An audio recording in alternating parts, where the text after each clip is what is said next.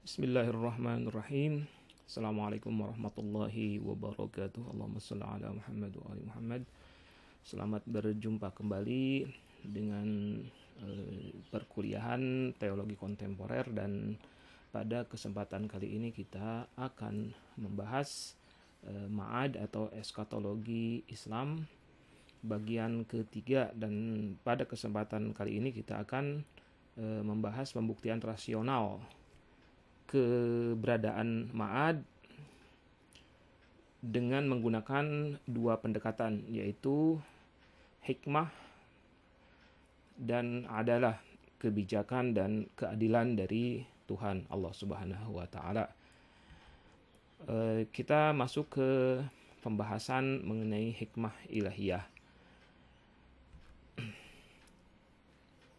Pada kesempatan sebelumnya kita sudah membahas tentang sifat-sifat Allah, yang salah satu di antaranya sebagai sifat dzatiyah atau sifat tsubutiyah yang ada pada Allah itu adalah bahwa Allah adalah zat yang maha bijaksana, dan itu bisa kita lacak keberadaan sifat tersebut dari keberadaan makhluk-makhluk yang diciptakan Tuhan, karena Allah adalah illah mujidah, sebab pencipta. Maka sebab pencipta berdasarkan kepada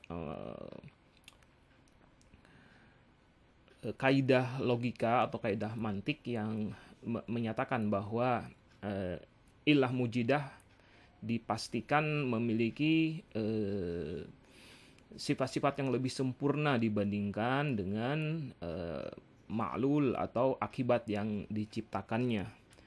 Maka ketika kita mendapati bahwa di antara makhluk-makhluk Allah ada yang bijak, ada yang memiliki sifat hakim, maka bisa dipastikan bahwa Allah juga sebagai penciptanya, sebagai pencipta, sebagai sebab pencipta, sebagai ilah mujidah, maka Allah pasti juga zat yang maha bijaksana. Nah, bijaksana ini dimaknai sebagai sifat atau karakter untuk selalu mengerjakan segala hal dengan cara terbaik. I will do my best. Nah, ini adalah pernyataan yang di sananya mengandung nilai-nilai kebijakan. Mengerjakan segala sesuatu dengan cara terbaik. Nah, ini lagi satu hal yang penting sekali terkait dengan sifat bijaksana ini, sifat hikmah, sifat hakim ini. Ini adalah satu kesimpulan yang bisa diambil dari sifat tersebut, yaitu bahwa ketika yang disebut dengan bijak itu artinya berbuat terbaik, maka berbuat terbaik itu juga artinya berusaha untuk menghasilkan apapun yang dikerjakannya tanpa cacat atau dengan kecacatan yang minimal. Ketika ada seseorang yang melakukan segala sesuatu dan kemudian dia merencanakan dan kemudian hasilnya adalah sesuatu yang cacatnya itu minimal, tidak ada yang sia-sia dari apa yang dilakukannya. Itu kan artinya dia melakukan apa yang dikerjakannya itu dilakukan dengan cara yang terbaik.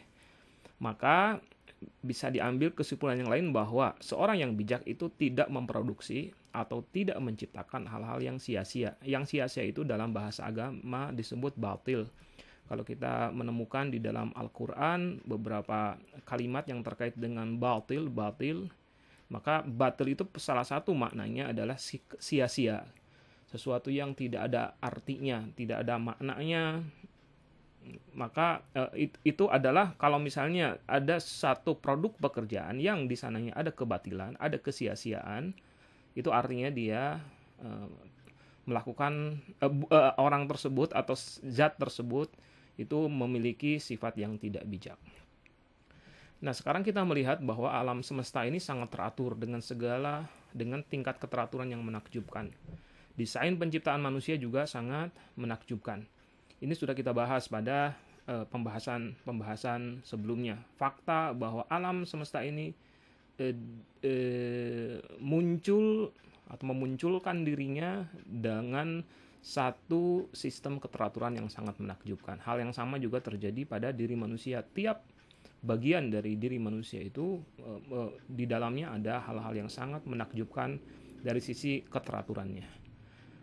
Akan tetapi, manusia adalah wujud yang fana ya.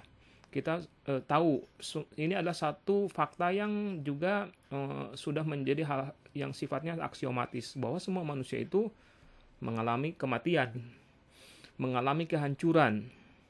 Karena itu maka, dan yang hancur itu adalah segala hal yang ada pada diri manusia, yang sangat menakjubkan itu. Segala macam kemegahan dan kehebatan yang dimilikinya itu juga ikut hancur. Dan fenomena ini, kematian adalah fenomena yang biasa terjadi pada manusia. Manusia dengan segala macam kehebatannya, dengan segala macam keteraturannya, dengan segala macam kecanggihannya, otaknya yang luar biasa, ada sekian miliar atau mungkin triliun sel yang ada di dalam otak ini, dan kemudian kemampuan otak untuk mengatur saraf-saraf, menciptakan gerakan-gerakan saraf sensorik, saraf motorik dengan cara yang sangat cepat, mampu berpikir sekian kali, dengan mampu memikirkan hal-hal yang luar biasa di dalam diri manusia, mampu melakukan perenungan. Itu semuanya akan hilang, musnah, hancur seiring dengan kematian yang didapati pada diri manusia. Kita tahu ya, misalnya Einstein misalnya ketika meninggal katanya ada yang melakukan penelitian terhadap otaknya. Itu otak Einstein itu katakanlah bahwa dia adalah salah seorang jenius yang pernah lahir di dunia ini, tapi segala macam kejeniusannya itu kemudian ikut hancur bersamaan dengan kematiannya. Alam semesta juga sama. Alam semesta ini juga satu persatu mulai punah. Ya, dan setiap bagian dari alam ini menyimpan potensi kehancuran, dan kehancuran itu akan punya efek kepada benda-benda langit benda-benda langit lainnya. Misalnya when the sun dies, ketika matahari mati, matahari pasti mati kan ya, karena sekarang ini matahari terus menerus di dalam jadi matahari itu kan yang terjadi pada matahari setiap saat itu melepaskan energi dalam jumlah yang luar biasa besar, dan energi itu pelepasan energi itu yang dalam bentuk panasnya, dalam bentuk cahayanya, itu dibarengi dengan perubahan materi. Jadi energi itu dihasilkan dari materi yang ada pada matahari. Jadi proses fusi, di sana ada helium atau macam-macam ya yang terkait dengan fisika, yang teman-teman yang pernah belajar fisika pasti tahulah bahwa matahari itu satu persatu ini ya, bagian-bagiannya itu musnah, hilang, berubah menjadi energi. Nah, lama-lama akan habis matahari ini, cahayanya, materi yang dimiliki oleh matahari itu akan habis. Ketika matahari habis, kemudian cahayanya nggak ada, ya tidak ada lagi cahaya yang menyinari bumi. Apa yang terjadi dengan bumi? Ya pasti bumi juga mengalami kehancuran ketika matahari mati. Itu dipastikan ya, karena bumi sangat bergantung kepada matahari. Ketika matahari mati, dia tidak bergerak lagi, maka saat itu juga bumi akan terlepas entah kemana, dan bumi akan melayang-layang sedemikian rupa, atau bisa jadi tersedot ke matahari gitu, atau ke bintang yang lain. Nah, pada saat itu pasti terjadi kehancuran. Bumi juga pasti hancur. Atau misalnya ada fenomena black hole. Black hole ini ada banyak sekali katanya. Black hole ini jumlahnya entah nggak tahu puluhan, ribuan mungkin ya, atau jutaan. Ada black hole yang bisa menyedot segala hal menjadi hancur ke dalamnya. Ini sudah menjadi satu fakta yang difahami secara bersama-sama di kalangan teman-teman yang mengkaji astronomi. Nah, ini penalarannya adalah bahwa tidak mungkin Allah menciptakan alam semesta yang sedemikian hebat ini, tapi di sisi lain menciptakan potensi kerusakannya. Kecuali Dia menyiapkan alam lain sebagai penggantinya, yaitu alam yang lebih bagus dan lebih indah. Ini sama halnya kalau misalnya kita membangun rumah, dan kemudian rumah tersebut dengan sedemikian rupa, dengan darah dan air mata kita bangun, sudah kokoh, sudah berdiri dengan megah, sudah kita tinggali, tapi satu saat kita memutuskan untuk menghancurkannya. Nah, kalau kita manusia, orang yang berakal, itu tidak mungkin hal itu kita lakukan kan ya. Kalau misalnya kita menghancurkan rumah itu begitu saja Tidak ya, tidak seperti itu. Dipastikan bahwa seandainya kita menghancurkan rumah itu, ada sesuatu yang lain yang kita tuju atau eh, kita targetkan dari penghancuran rumah itu. Misalnya di rumah itu akan dibangun sesuatu yang lebih bagus lagi, lebih megah lagi. Dan itu tidak mungkin dengan pakai cara tambal sulam, harus dihancurkan. Atau misalnya ternyata di bawah rumah kita, di bawah tanah tempat rumah kita itu kita buat, ternyata ada harta atau misalnya ada barang tambang yang luar biasa yang mau tidak mau harus dihancurkan rumah itu, yang ternyata nilainya misalnya lebih besar, nilainya itu lebih besar, lebih tinggi dibandingkan dengan harga rumah dan harga tanahnya. Atau misalnya rumah tersebut terkena penggusuran dengan tingkat penggantian ganti ruginya yang besar sekali, maka nggak apa-apa rumah yang semegah apapun juga, yang nggak apa-apa dihancurkan saja, toh kita akan mendapatkan penggantinya. Kurang lebih seperti begitu analoginya. Ketika alam semesta ini dibuat sedemikian rupa dengan cara yang sangat luar biasa canggih, teratur, manusia juga sama, buat dengan cara yang canggih dan teratur, akan tetapi manusia dan juga alam semesta ternyata semuanya menyimpan potensi kepunahan, menyimpan potensi kematian. Maka satu-satunya alasan yang kita akan tetap bisa mempertahankan, meyakini bahwa Allah adalah zat yang maha bijak, adalah seandainya di balik kehancuran manusia ataupun alam semesta ini ada satu alam lain yang diciptakan, atau misalnya di balik kematian manusia itu ada alam lain yang akan dimasuki oleh manusia, sehingga segala macam kehebatan yang ada pada dirinya masih tetap terjaga, atau bisa jadi malah lebih bagus lagi atau lebih hebat lagi, lebih canggih lagi manusia itu. Setiap unsur yang ada pada diri manusia itu akan muncul dengan sesuatu yang lebih bagus lagi di alam yang lain itu. Nah, inilah logika atau penalaran yang terkait dengan pembuktian keberadaan Ma'ad dengan melihat sifat Allah yang maha bijak. Maka di dalam Al-Quran sendiri dikatakan, ini adalah ayatnya sangat terkenal ya, surat Ali Imran ayat 191, A'udzubillahi minasyaitonirrajim, alladzina yadhkuruna Allaha qiyaman wa qu'udan wa 'ala junubihim wa yatafakkaruna fi khalqis samawati wal ard. Rabbana ma khalaqta hadza batila subhanaka faqina 'adzabannar. Orang-orang kaum cendekiawan itu adalah orang-orang yang mengingat Allah dalam keadaan berdiri atau dalam keadaan duduk atau ketika berbaring. Wa yatafakkaruna fi khalqis samawati wal ard.